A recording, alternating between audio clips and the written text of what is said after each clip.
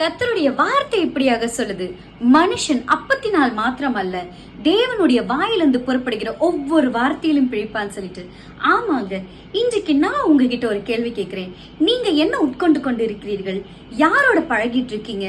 என்ன மாதிரியான வார்த்தைகள் நீங்க பேசிட்டு இருக்கீங்க? நீங்க பேசுற வார்த்தையில ஒரு வார்த்தையாவது ஆண்டவர் பத்தின வார்த்தையா இருக்குதா? இன்றைக்கு உங்க வீட்டுல வியாதிப்பட்டிருக்கலாம், இல்ல உங்க சரீர பலவீனத்துல நீங்க இருக்கலாம், சரீர சுகவீனம் இல்லாம இருக்கலாம், இல்ல நீங்களே உங்களை ரொம்ப டவுனா யோசித்துட்டு இருக்கலாம். இன்றைக்கு உங்களை பார்த்து நான் சொல்றேன், என்னை பலப்படுத்துகிற கிறிஸ்துவினாலே எல்லாவற்றையும் செய்ய எனக்கு பலன் உண்டு. உங்க வாயினால விசுவாச வார்த்தைகளை நீங்கள் அறிக்கை பண்ணி அதை பேசும்பொழுது கண்டிப்பா நான் சொல்றேங்க, தேவனுடைய வார்த்தை உங்களுக்குள்ள போகும்போது அவருடைய ஜீவனும் உங்களுக்குள்ள போகுங்க. அவருடைய சரீரமும் அவருடைய ரத்தத்தையும் நினைவு கூர்ந்து ஒவ்வொரு நாளும் உங்களுடைய உணவை நீங்க பிளஸ் பண்ணி நீங்க சாப்பிட்டு பாருங்க. கண்டிப்பா நான் சொல்றேங்க, வியாதி, பலவீனம், சரீர சுகவீனம் எதுவுமே உங்களை அணுகாது.